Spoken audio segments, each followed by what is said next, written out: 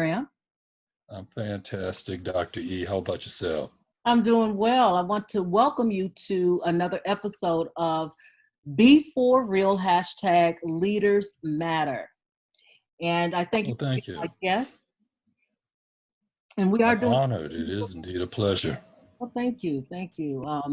I know it's been a while since we've connected, and we're doing something a little different. Typically, the episodes are done via YouTube video or some other format, but I thought I would go ahead and jump on Zoom.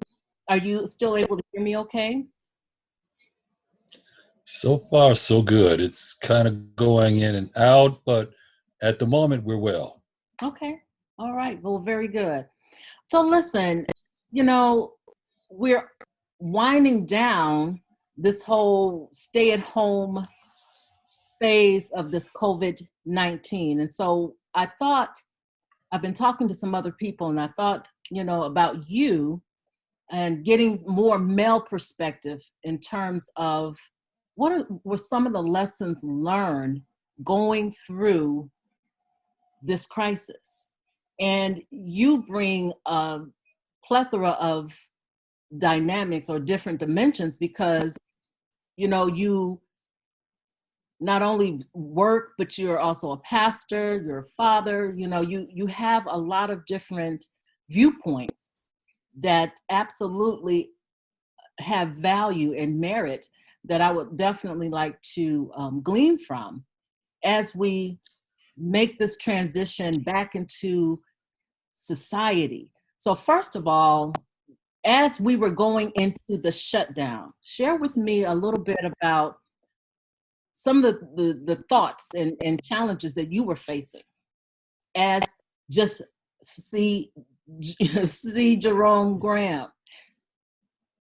Well, what made it interesting is because nobody knew what to expect because we had never encountered anything at this level before.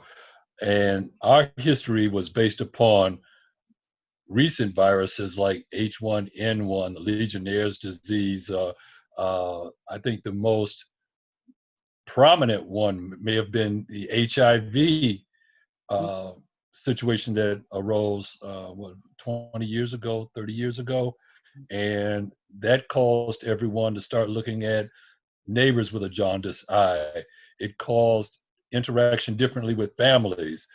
It caused people to actually have to understand something that they never experienced before. And people became informed about geography because people wanted to know, where did this come from? They became familiar with how to be acceptable to other people because now, where you have may have said as a Christian that lifestyle is wrong, you are wrong, but then you look across the room and your child is the one that has it, or your close relative or your best friend may be one that had it, either through blood transfusion, through personal contact. It could have been hetero or a homosexual encounter. You did not know, but you all of a sudden became humbled. And what this coronavirus has done is it has humbled us because it did not care about your geography. It did not care about your financial status. It did not care about your ethnic background. Everyone was touched by it in some way. So it caused us to be different in how we dealt with people and different in how we had to deal with life. So how we dealt with the HIV situation and how we had to deal with how we dealt with people then, how we dealt with, you used to see people that were wiping things down when somebody was in front of them at the grocery store, or if they went to a public place and they knew somebody was homosexual, they'd wipe stuff down. Well, all of a sudden we found ourselves doing the same things again, but different. Oh yeah, much different. But now let me hone in a little more. As a matter of fact, let me pause because in my excitement to move things forward, I failed to introduce you. I just jumped right in there because I had so much on my mind. But welcome, Mr. Graham. I know that I think you told me what the C stands for, but we won't talk about C. But it's C period, Jerome Graham, and welcome to the show. Again, I know that you're pastor, father, grandfather, friend. You wear many hats. So Yes. you shared a little bit about how the coronavirus, and you compared that with HIV, and you spoke in general terms. You said we, but now I'm asking you, how did these things impact you? In other words, when it first started to hit, what were some of the things that went through your mind as it pertained to you, Mr. Sure. C.J. Graham? As it pertained to me, first of all, I did not know how I was supposed to respond. So my immediate response was, let me find out as much as I can about what this is, because I'm going to have to talk to somebody else. And one of my occupations is I'm a community healthcare worker working at a clinic. So I needed to be able to speak intelligently about anyone who walked up to me and said, "You work at a medical office? What is this? What's going on?" I had to be able to speak intelligently to uh, my family, because they knew of my background as being a pastor of a church. What I say to the church members. So I had to go out and personally become informed, so I would know how to respond to anyone that had questions. And then I also had to understand what had to be lifestyle changes, because I personally knew that I would have to be a leader. People follow people who are placed in a position of prominence. And I'm not a major figure, but I do have people that listen to what I say and uh, rely on the information that I give them to be valid. So I have to do my due diligence in finding out what do I need to do to be an example. And that's the best way to lead, of course, is by example. You can't say one thing and do another, because it invalidates anything that comes out of your mouth. Absolutely. So change of lifestyle.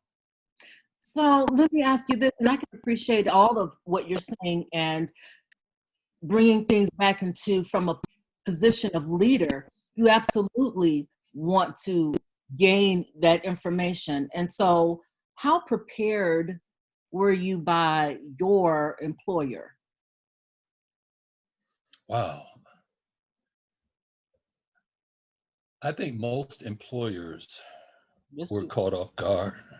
right. So, uh, and bear in mind, to some lesser degree, I am an employer myself because of the church and Right. anyone that would be construed as staff in the church. So I don't believe any employer was truly prepared. And the word that went around on a daily basis was, this thing, it wasn't even identified as, when people spoke about it, as COVID-19 or as a coronavirus. People would just speak in general. This thing changes day to day. And it was almost like it was changing every few hours. So the information you would get in the morning would be invalidated by something that you get in the afternoon. So being prepared was an ongoing basis. You may have thought you were prepared that morning.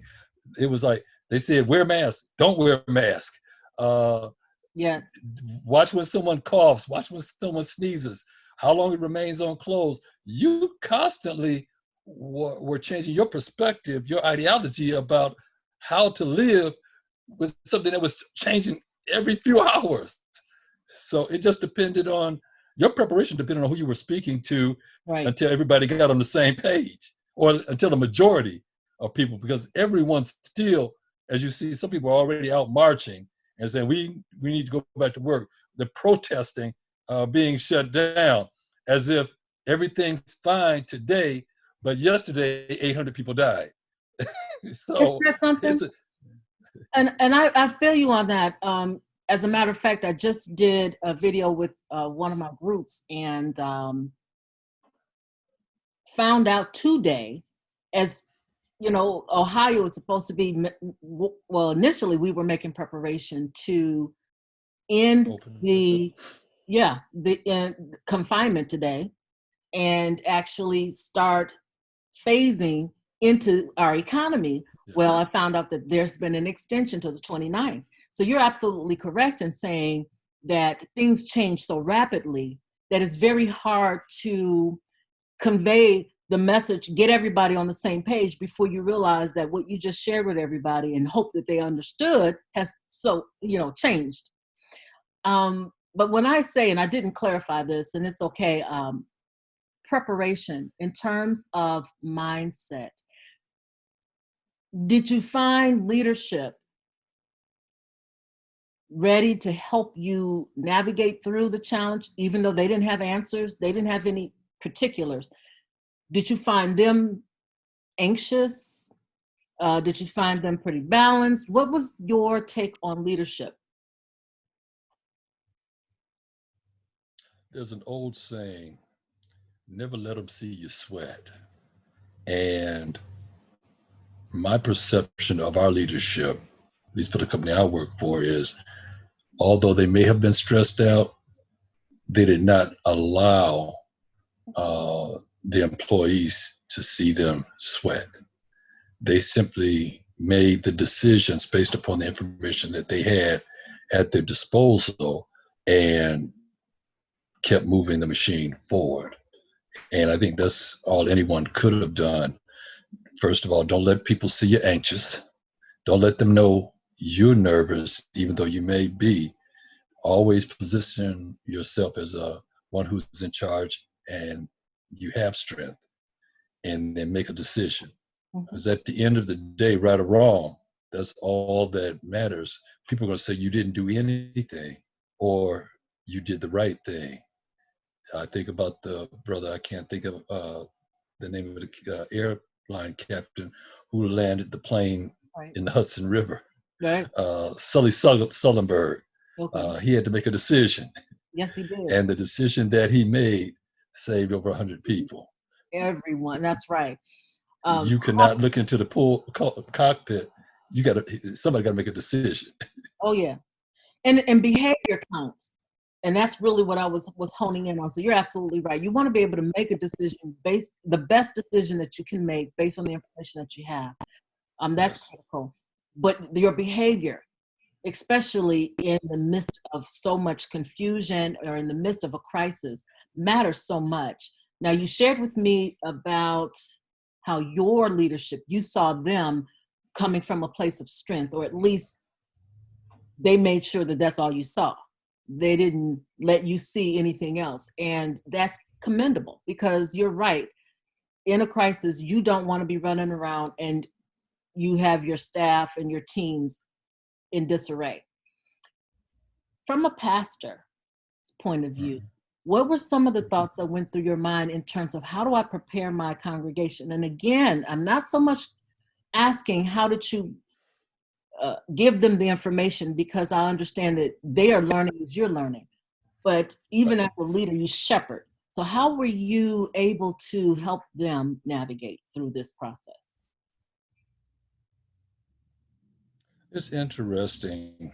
Back in, I would say, October of last year, Okay. I started sharing with the congregation that 2020 was going to be a very trying time. It was going to be a difficult time. And I had a couple of members that came to me and said, you need to quit talking about how bad things are going to be and start telling people that God is a good God and that things are going to be wonderful. And I said, but that's not how it came to me. And the scripture says that I must sound the alarm, because if I don't and the people perish, their blood's on my hand. Now, I didn't know anything about this virus coming. It just came to me, tell people that 2020 is going to be a rough year, but get ready for a harvest in 2021.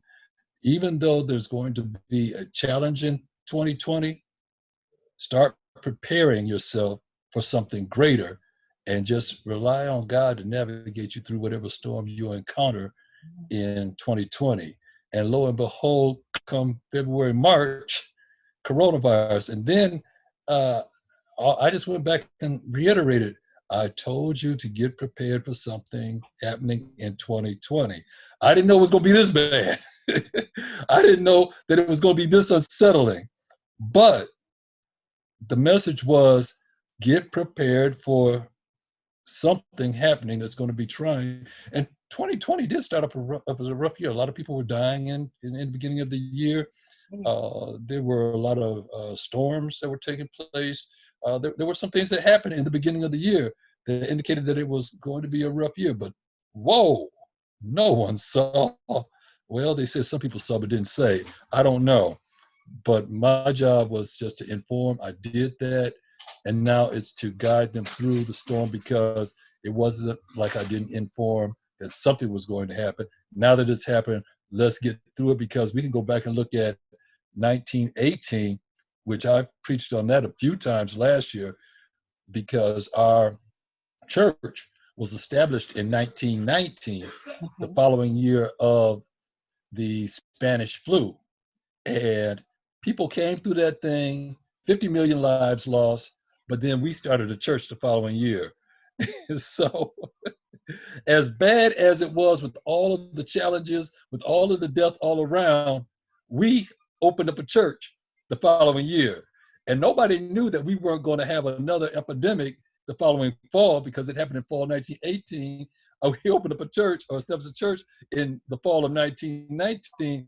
That thing could have came back and hit just as hard, and no church would have been able to go. So it was a matter of, I had a platform, and I just really kept building on that platform, and then retrofitted it with a message of preparation for a greater harvest. Oh, that's good. And that's a strong message as we wind down. And I absolutely, enjoyed these few moments of talking to you about how you were dealing with this, because it is critically important to know how to hear. And you've already made that clear as a pastor. And I believe that that's just as important for any leader, to know how to be still enough to hear, and to then know how to be bold enough to speak. Because a lot of times we hear something that we don't want to say. And yet it was so critical to share that, and to start doing what is necessary to prepare once you share that word. People still need to have hope. And, if you're an authentic, transformational, servant type leader, you always want to be as honest about what's coming down the pipeline, but then you also want to let them know of the hope. And so what I saw with your church and how it was established was that in spite of it all, there is hope, and we're going to build. And so as we come out of this thing, as we come out of this crisis, my hope is the message will be clear, those who see this video, that there is going to be hope, that there is a future. As a believer, and if you're a believer and you're watching this, you're going to understand that the Lord that we serve promised us a hope and a future. And in that, in and of itself, is joy, prosperity. I mean, there's good, because we serve a good God. And so when we talk about his goodness, it's always going to be in our favor, for our good, so that we can continue to grow and elevate. And if nothing else, I'm hoping that we all have grown closer to him and become strengthened as leaders. And if nothing else, we've taken the time to reexamine our leadership, taking an inward look and saying, you know what, I found some incredible things that I didn't know existed, but then I saw some ugly things that I realized it's got to go. I cannot come out of this thing the same way. So one last nugget. Do you have anything else you'd like to share before we end this session? Let me hitchhike on what you just said. A lot of folks have said that things are not going to be able to return back to normal after we're starting to get back to our socialization, after we start to go back out to our routines of work, of shopping, and what have you. But for many of us, our old normal wasn't working anyway. It wasn't that great of an event anyway. There you go. So you just said that, we got to do things differently. So that's what we should be focused on. What can we do to capitalize on a new opportunity, a new environment that exists? Yes. Not take the old stuff into a new environment It won't and move life forward. So get that's what we should be over. focused on. What can we do to be brand new? Come on. Ooh, come on, Pastor. I'm trying not to throw my hands up and shout right now. That's not this, kind of session, but you're absolutely right. We Yes. have new wine that was given to us. So we Yes. cannot be old wine skins, right? That's right. Because we cannot contain that good that God has in store. So on that note, I'm Dr. E. Michelle Mickens, and my wonderful friend, pastor, friend, powerful man of God, Bless Pastor you. Jerome Graham. Thank you so much for your time. You're very I look welcome. forward to another opportunity for us to get together. And this has been another episode of Hashtag Leaders Matter. Please take care. I will leave more information in the description bar. And until next time, be safe, listen to what the Lord says, and let Him lead you.